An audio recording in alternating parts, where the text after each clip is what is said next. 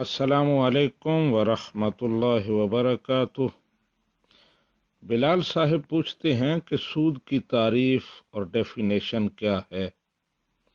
جی بلال صاحب، مالی لین دین میں ایک طرف سے ایسا مالی اضافہ جس کا دوسری طرف سے عوض نہ دیا جائے، اس اضافے کو سود کہتے ہیں۔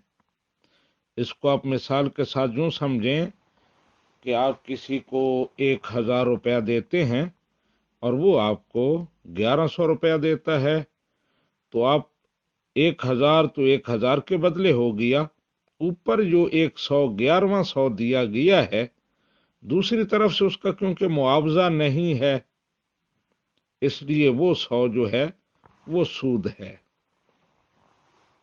ایسے ہی سونے چاندی کا معاملہ ہے، آپ کسی کو 1 تولہ چاندی دیتے ہیں اور وہ آپ کو 2 تولے چاندی دیتا ہے، تو اب یہ جو 1 تولہ بڑھ گیا ہے، دوسری طرف 1 تولہ ہے، تو اوپر والے تولے کا کوئی عوض نہیں ہے، تو اسے سود کہا جاتا ہے۔ ھذا ما عندی واللہ ورسولہ اعلم بالصواب۔